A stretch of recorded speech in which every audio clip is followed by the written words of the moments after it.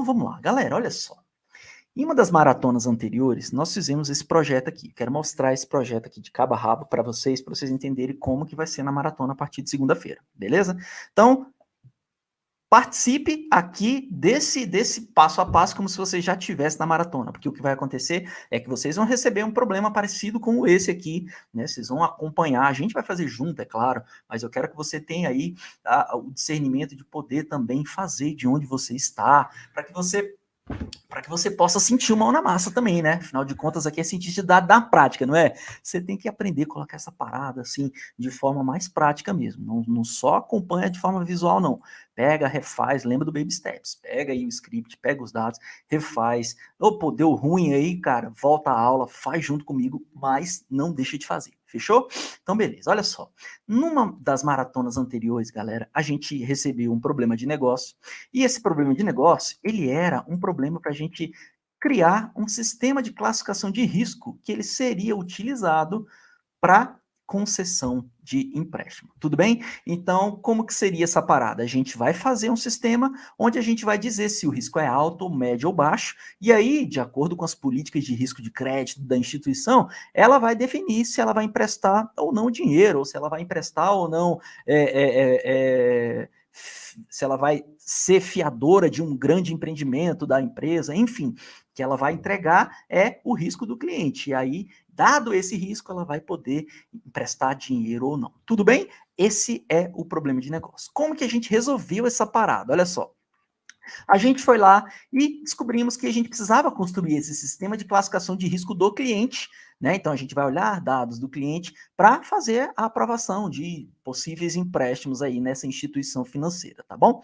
Então, aqui a gente está indo lá no início, ó, eu mostro ali ó, a base de dados, a fonte de dados, eu digo que a gente buscou a fonte de dados, eu gosto de colocar ali de onde veio, né, para que vocês possam também utilizar essa fonte de dados como um meio de estudo para você buscar outros tipos de dados lá, né? Deixo o link aqui mostrando e trago aquilo que eu chamo de arquitetura de dados, né? Ou seja, de dicionário de dados, tanto faz. Aqui nada é a explicação das variáveis que a gente utilizou para construir o sistema de classificação de risco, tudo bem? Então, a gente você vai ver que a gente tem uma base de dados, e nessa base de dados, a gente tem esses 6 campos aqui, ó.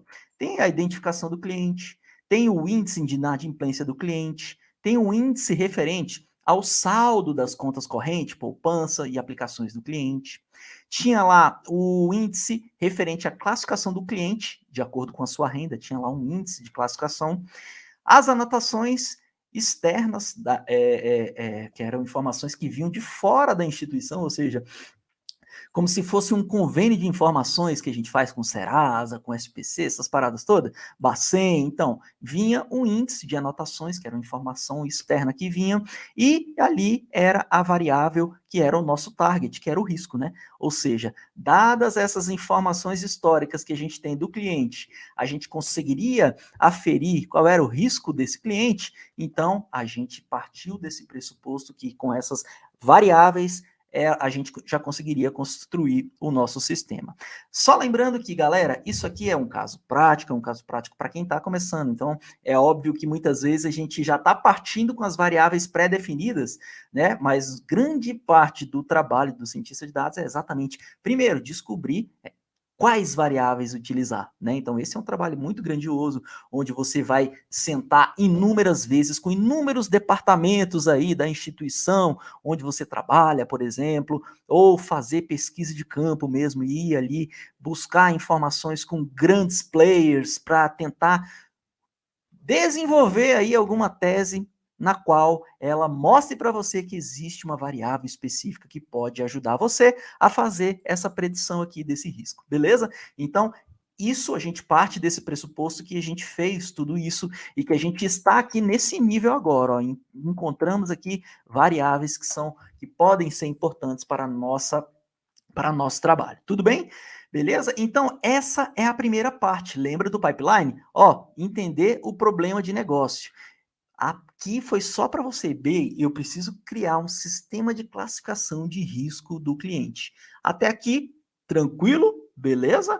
Me dá um ok no chat aqui se você entendeu esse problema de negócio. Você precisa criar um sistema. E esse sistema vai dizer se o risco é alto, médio ou baixo. Beleza? Um exemplo aqui, a gente já vai confirmar isso aqui. E aí, a partir de agora, é que você vai analisar todos os dados e compreender cada uma das variáveis, compreender a distribuição do target, né? Para ver se tem problema de balanceamento. A gente não viu tudo isso na semana, não é? Não faz parte do nosso trabalho? A gente agora vai seguir tudo aquilo que a gente aprendeu durante essas 2 semanas, né? Você já compreendeu ali o problema de negócio, agora vamos entrar na análise exploratória dos dados. Tudo bem? Beleza? Feedback de boa? Tranquilo? Jefferson Araújo, mostra a tela. Opa, Jefferson, saí da tela de novo? Acho que não, né? Só tá me dando um alerta, né? Posso continuar aqui para análise exploratória dos dados, sim ou não? Dá um sim aí, galera. Dá um sim para mim aí, para eu saber se tá tudo beleza. Vamos lá, vamos lá. Pequeno delay, a gente espera tranquilamente. Vai dar aqui um segundinho, só para saber se tá beleza. Vou continuando aqui, mas beleza. Compreendemos o problema de negócio. Agora eu acho que tá tudo ok. Se eu receber o sim aqui, eu vou na tora para a gente não perder muito tempo, tranquilo? Dá um sim aqui se vocês estão enxergando a tela aqui da análise exploratória, beleza? Então vamos lá. Galera, é o seguinte. Compreendemos o problema de negócio. O que a gente fez aqui na análise exploratória? Lembra que primeira coisa que você fazia era importação de pacotes, importação de bibliotecas, que são essenciais ali para você fazer o trabalho de cientista de dados? Então tá aqui. Nossa primeira coisa que a gente vai fazer é importar as bibliotecas, que são essenciais. Vamos nos conectar com os dados. Então aqui, ó, nesse passo a gente está se conectando com os dados. Esses dados aqui foram fornecidos para você. Eu deixo lá no link da maratona o local onde você vai baixar ali tanto o script quanto o dataset. Então, né, que no caso ali seria a sua conexão com os dados na empresa, não é mesmo? Tudo bem? Então, aí, galera, agora a gente fez o seguinte. O que a gente fez? Depois a gente foi começar a estudar o dataset. Então, ó, olhamos aqui os primeiros registros do dataset. Então, a gente viu aqui, ó, o nosso target aqui, ó. Nosso target está aqui. Eu peguei os 5 primeiros aqui e está aqui, ó. O risco desse cliente foi alto, o risco desse cliente foi alto. E dadas essas informações históricas desses clientes aqui, que estão aqui, a gente vai fazer a predição do risco do cliente, beleza? Então, aqui a gente foi olhando, né, a miúde mesmo aqui, com algumas funções bem simples para você, que são simples, mas são eficazes para mostrar para você o conteúdo, né, do dataset. Então, aqui a gente viu ali a quantidade de registros que tinha, quantidade de colunas, vamos compreender o dataset. Entramos aqui na parte estatística, fomos estudar um pouco cada uma das variáveis, como que está a distribuição do saldo das contas, da classe de renda, como é que é aí esse índice de inadimplência, e assim você vai compreender e vai retirar o máximo de informação das variáveis. Beleza, eu tenho informação bem distribuída da classe, do target, eu tenho informações de todos de todos os meus tipos de risco, como é que tá? Então a gente olha aqui e viu, opa, estava certinho, ó. Eu tenho lá 50 informações que é de risco alto, 50 de risco baixo, 50 de risco médio, e aí fiz até alguns plots, né, alguns gráficos bem simples aqui com o Seaborn, né, uma biblioteca que nos ajuda a fazer visualização gráfica. Aí, beleza. Verificamos se aí a gente está começando a fazer uma análise mais detalhista, né? Verifiquei se tinha valores missing, né? Tem valores missing? Porque eu não posso mandar valores missing para construir nossa máquina preditiva. Se tivesse, né? Então eu ia ter que fazer algum tipo de trabalho. Não sei se vocês lembram, trabalho de imputação de valores missing e por aí vai. Poderia imputar pela média, pela mediana, pela moda. Ia depender de um estudo um pouco mais aprofundado. Eu ia também precisar fazer a eliminação de algumas variáveis que talvez eu não fosse usar, né? Como, por exemplo, cara, a gente não usa o ID do cliente para fazer previsão, né? O ID é um CPF, né? O CPF não está querendo dizer muita coisa aqui, né, para nossa predição. Então, elimina esses campos aí de identificação, né? É como se fosse o código do produto, o código da dependência. Então, assim, são informações que não têm ali valor agregado na hora de você construir uma máquina preditiva, né? Por quê? Porque ela não mostra ali, geralmente, né? Ela não mostra ali nenhuma relação com o perfil e o comportamento do cliente, tá bom? Então, beleza. Fizemos aqui, né, mais uma análise, verificamos aqui alguns registros, criamos alguns campos, né, alguns tipos de análise um pouco mais para variáveis numéricas, né? Então, aqui a gente olhou a distribuição por meio de gráficos, como o Boxplot, que é um gráfico excelente para mostrar para a gente ali se existem outliers, né? A gente lembra que um dos trabalhos que a gente precisa fazer é quando a gente encontra outliers nas nossas variáveis. Então, esse boxplot ele nos ajuda muito a gente verificar se há esse tipo de problema, não é mesmo? Então, olhei também a distribuição, né? Eu olhei a distribuição das variáveis aqui por meio daqui do istplot, por meio do matplotlib. Matplotlib me mostrou aqui um histogramazinho bonitinho aqui, ó, das variáveis para eu olhar ali a simetria, olhar para ver se as variáveis tinham algum tipo de tendência. Tudo bem? Mas ainda a gente olhou aqui, olha só que interessante, a gente fez uma análise mais conjunta, né? Então, por exemplo, eu olhei a distribuição de cada uma das variáveis, olhei a distribuição de cada uma das variáveis, com relação ao nosso target, né, para ver se tinha alguma diferenciação. Então, olha só que interessante, por meio desse gráfico aqui, eu consigo ver aqui, ó, por exemplo, aqui o risco alto, ele tem um comportamento aqui, ó, o risco alto azulzinho, né, ele tem um comportamento aqui bem diferente, quando a gente fala de anotações cadastrais, né, do que o risco médio e o risco baixo, né? Então, aqui eu estou olhando aqui o gráfico, onde ele está mostrando para mim a relação entre anotações cadastrais e a classe, né? A classe da renda aqui do cliente.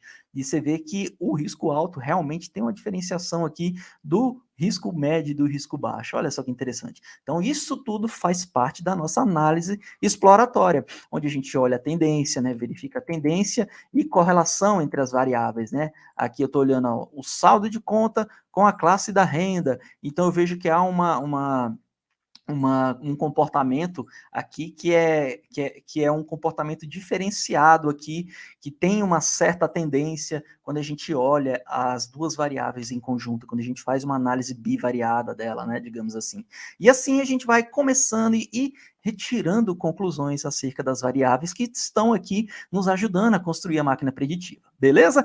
Terminamos a análise exploratória, compreendemos ali, vimos que não temos classe desbalanceada, não temos problema de classe desbalanceada, que a gente viu que nós temos um problema multiclass, né? Nós temos risco alto, médio e baixo, nós vamos prever cada um desses riscos, e a partir de agora a gente precisa fazer talvez algum trabalho de pré-processamento, não é mesmo? A gente tem que fazer um trabalho do pré-processamento, que é a parte onde a gente ou cria variáveis, ou faz um trabalho de normalização se as variáveis elas estão com escalas diferentes e faz a separação, a amostragem, né? Pega os dados que eu utilizei ali de forma randômica para treinar, ou os outros dados que eu vou utilizar ali só para testar. Enfim, esse é o passo que a gente vai fazer agora no pré-processamento, beleza? Então, olha só, vou lá para o pré-processamento, entramos na terceira fase, aí a gente vai fazer todo aquele trabalho. Ó, aqui eu estou separando em X as variáveis que são de entrada, ou seja, as variáveis explicativas, e em Y a gente separa lá a nossa target, né? A nossa label, a nossa classe, nossa variável dependente, tá bom? Beleza? E aí a gente dá um print para dar uma olhadinha em cada uma das variáveis e vamos para frente. Fizemos aqui a separação, olhamos as duas variáveis e bora separar. Como que a gente separou? A gente poderia utilizar validação cruzada, a gente poderia fazer técnicas avançadas, mas aqui a gente fez o beabá, né? Lembra que eu estou aqui preparando você para construir máquina preditiva do zero. Então, eu estou uma forma simples como? Cara, definir aqui, ó, 20% do meu dataset que eu tenho de informações para construir a máquina preditiva, eu vou testar. E os outros 80 eu vou utilizar para treinar. Faço a separação dos dados, dados de treino, dados de teste, para fazer o treinamento, beleza? Esse é o beabá do nosso pré-processamento.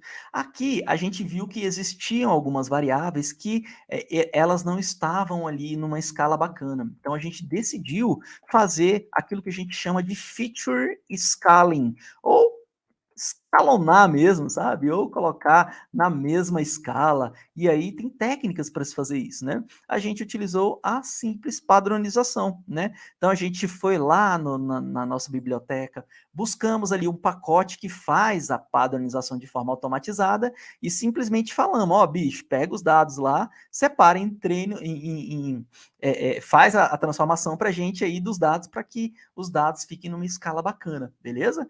Então, beleza, fechamos e terminamos aqui a parte de pré-processamento. Olha que interessante.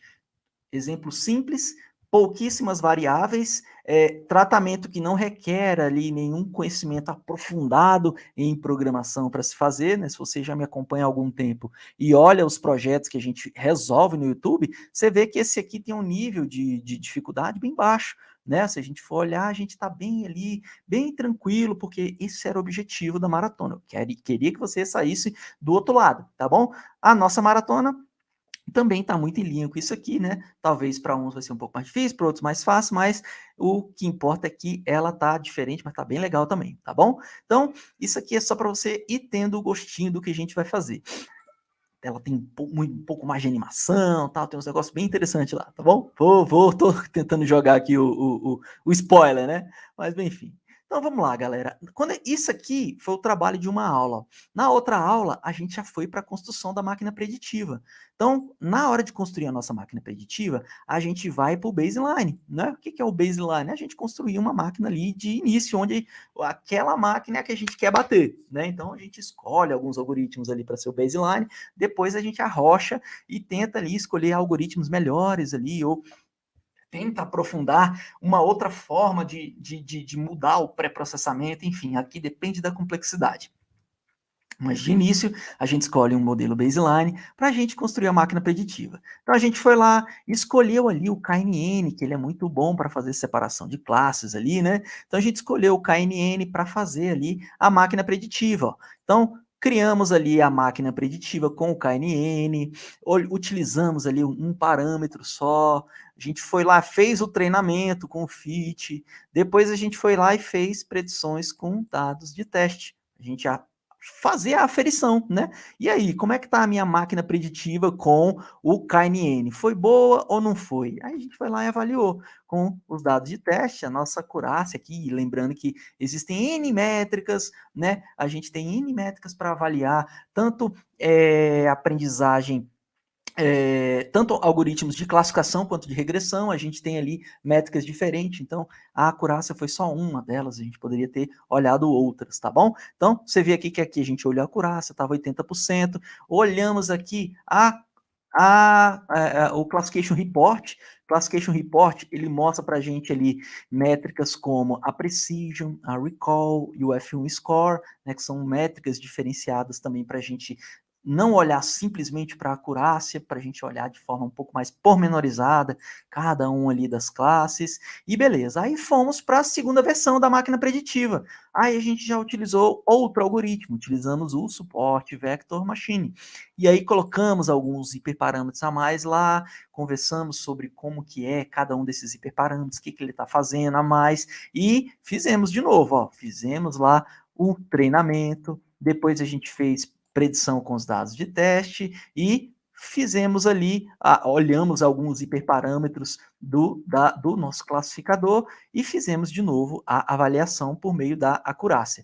E aí você viu que só de trocar o algoritmo e alterar alguns hiperparâmetros, que seria ali um trabalho muito complexo para quem nunca viu machine learning, mas para a gente que já está vendo, que sabe que muitas vezes com um pequeno ajuste ali, aperta a porca mais um pouquinho, você já tem um ganho imenso, né? Pula de 80% para 93%, galera. Isso é um aumento gigantesco, né? Isso é um aumento, se você olha o aumento percentual aí de acerto, é muito grande, né? Então, assim, a gente tem uma evolução muito grande com a utilização de um outro algoritmo, tá bom? A gente olhou aqui, por exemplo, o valor que era e o valor que foi predito pela máquina preditiva, só como exemplo, né? Então, aqui a gente foi só acompanhando aqui, acertamos, só para ter uma noção aqui de como que estava a nossa a nossa máquina preditiva. E aí, garoto, o que a gente fez? Olhamos de novo ali a Confusion Matrix. Se você não sabe como que avalia a Confusion Matrix, depois você procura aqui no nosso canal também. A gente tem aulas explicando métricas, né? Então tem aula bem bacana onde eu mostro aqui quais são as métricas para se avaliar cada uma das máquinas preditivas, o que significa, como interpretar. São aulas bem didáticas, beleza? Tranquilão? Então, fechamos aqui, construímos, cara. Mas e agora, Eduardo? Construímos a máquina preditiva, já sabemos que o suporte Vector Machine faz uma predição melhor. Eu quero ver isso funcionando na prática, né, Eduardo? Eu quero ver você utilizando essa parada ali no dia a dia, porque agora sim, que a gente tem agora, né? Então, até esse momento, o que a gente tem? Então, chega lá na empresa, você, cara, acabou de construir uma máquina preditiva. Só que agora você precisa usar, não é mesmo? Você tem máquina preditiva, então agora você vai receber clientes novos. Você utilizou dados históricos para fazer essa análise, descobriu as variáveis que você deve olhar ali para saber se um cliente vai ter o risco alto, médio ou baixo, só que agora você tem que usar. E aí vai vir um cliente novo, você vai lá cadastrar as informações novas desse cliente e aí você vai fazer a predição. E é aí que as empresas se utilizam da máquina preditiva, né? A partir desse momento, você imagina que está ali numa empresa e aí a empresa coloca o sistema que você colocar, que você vai construir agora, eu já vou mostrar como que você vai construir, né? Você coloca o sistema no computador ali do funcionário, vem uma pessoa pedir empréstimo, ou vem uma pessoa ali querer um capital de giro, você coloca os dados dessa empresa, você aperta o predict e olha lá, o preço aqui, o risco é tal, tal, tal, de acordo com a política de crédito da minha empresa, cara, se o risco for alto, eu não empresto nunca, se for médio, eu tenho que olhar outras coisas, se for baixo, aí eu já empresto de cara. Então, é isso que você vai ver a partir de agora, tá bom? Que aí a gente viu isso na aula 3, né? Olha só que interessante. Entendemos o problema de negócio, analisamos cada uma das variáveis, fizemos pré-processamento e construímos máquinas preditivas, avaliamos e agora vamos fazer o sexto passo ali do que eu chamo de pipeline ali, né, da ciência de dados, que é o deploy, galera, que é a implementação da máquina preditiva, que nesse caso aqui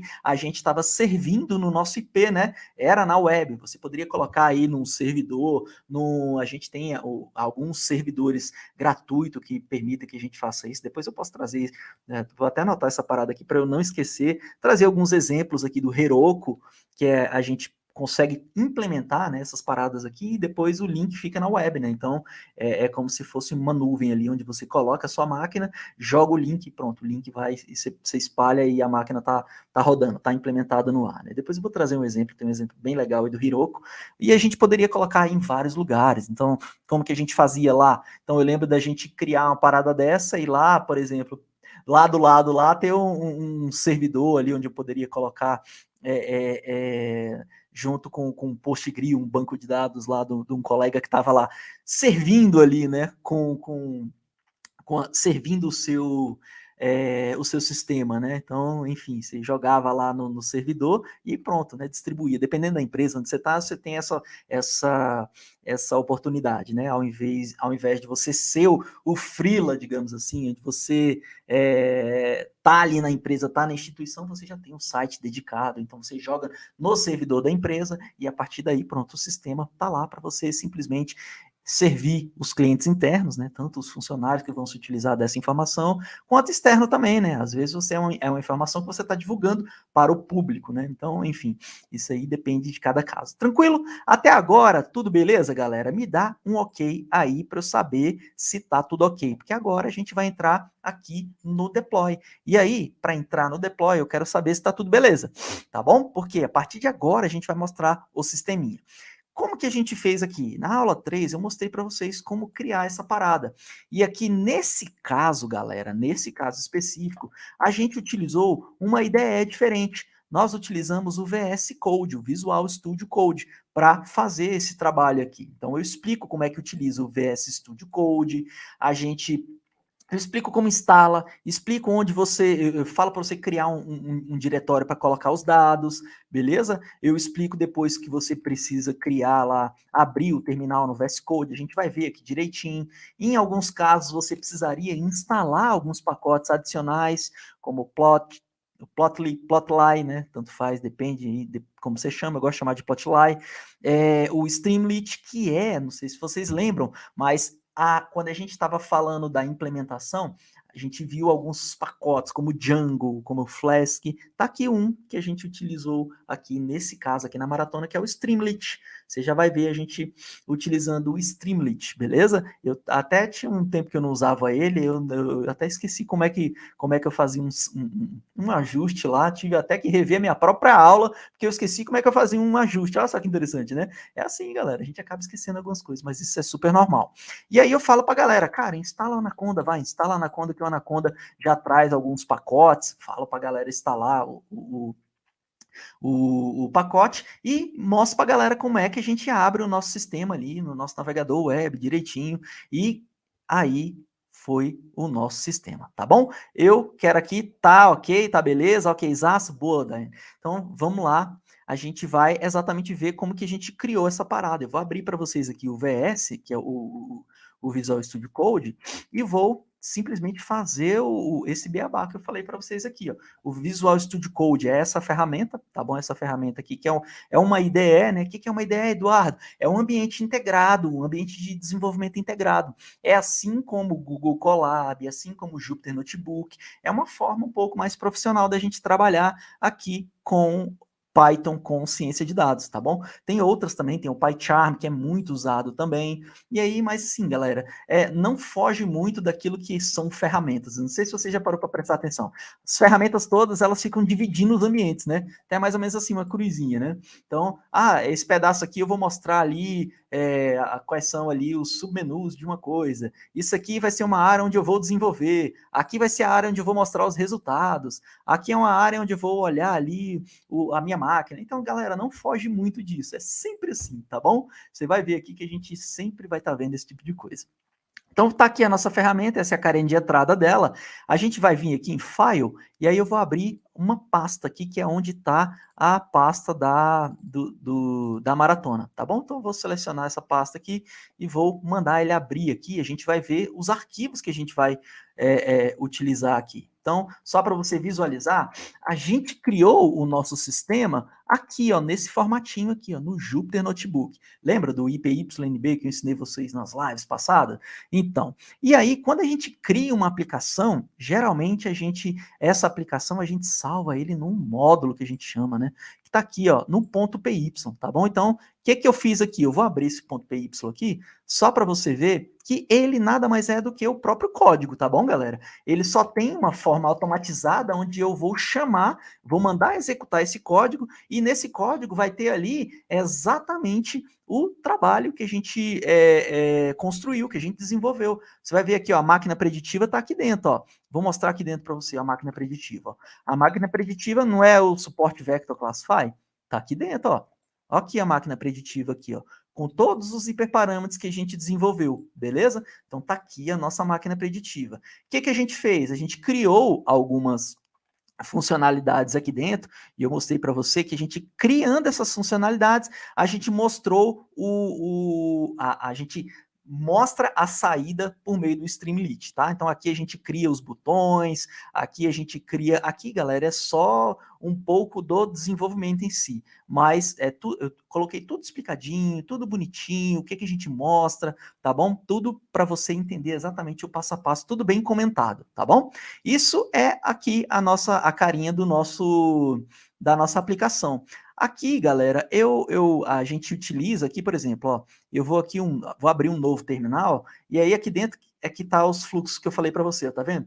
A gente começa a cortar aqui, então, ó o fluxo aqui, tá vendo? Aqui, esse pedaço aqui, sabe o que é? É o CMD da minha máquina, ó. Tá vendo aqui, ó? Eu tô abrindo aqui, ó, o PowerShell aqui, ó. É o CMD da minha máquina. Ao invés de ir lá e mandar executar na minha máquina, eu venho pedir para ele abrir aqui, ó. Aí, aqui é que eu faço aqui a chamada, né? Streamlit run, né? Ou seja, eu estou mandando rodar aqui por meio do Streamlit a minha aplicação, que é essa aplicação aqui, ó, o app risco, né? Que é a nossa máquina preditiva. App underline risco.py.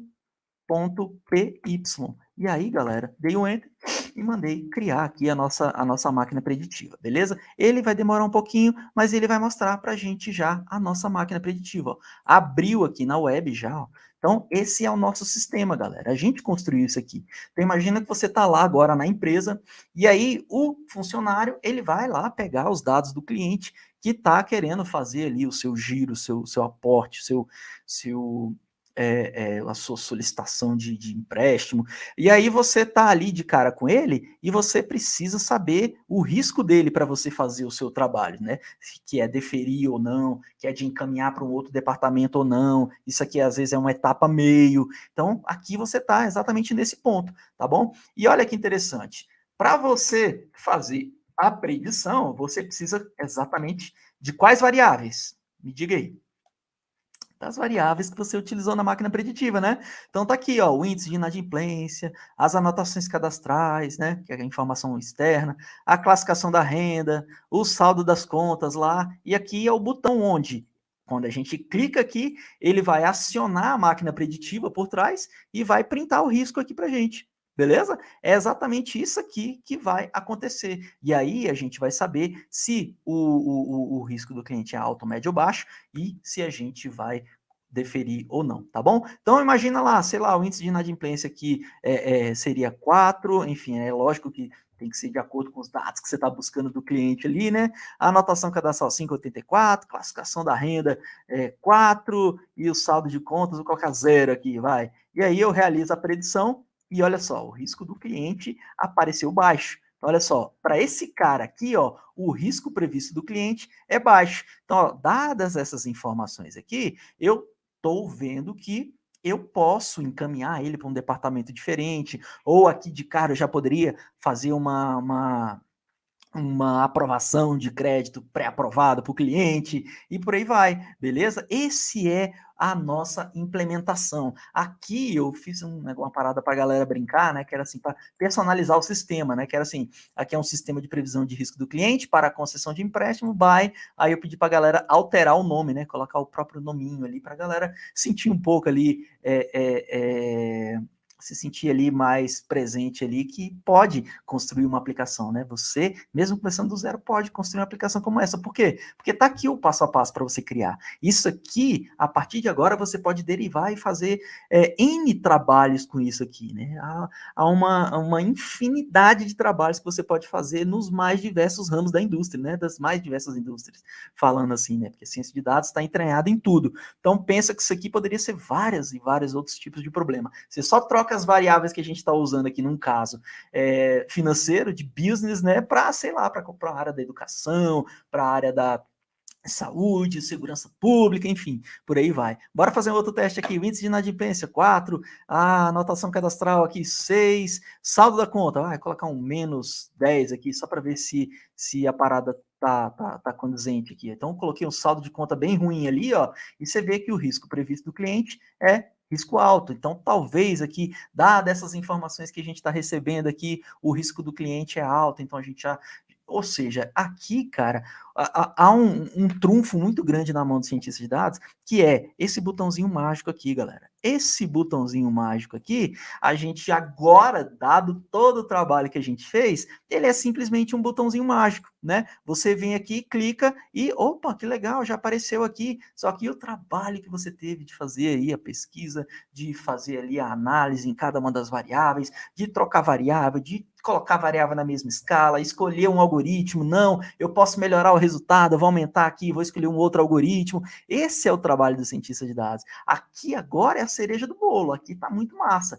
Ele está mostrando aqui a aplicação para você. Você ainda pode aqui brincar um pouco, né? Por exemplo, aqui, deixa eu olhar aqui, deixa eu acrescentar algumas informações. Isso aqui a gente criou lá no código, quando a gente abriu o código, a gente colocou umas caixinhas, né, para a gente colocar a informação do novo cliente e colocamos aqui algumas variáveis de análise para ficar bonitinha, né? Então, por exemplo, eu coloquei aqui índice, eu coloco aqui, ó, renda, o ID, o risco, vou colocar o saldo da conta também. Vou tirar o ID aqui, né? Para que o ID?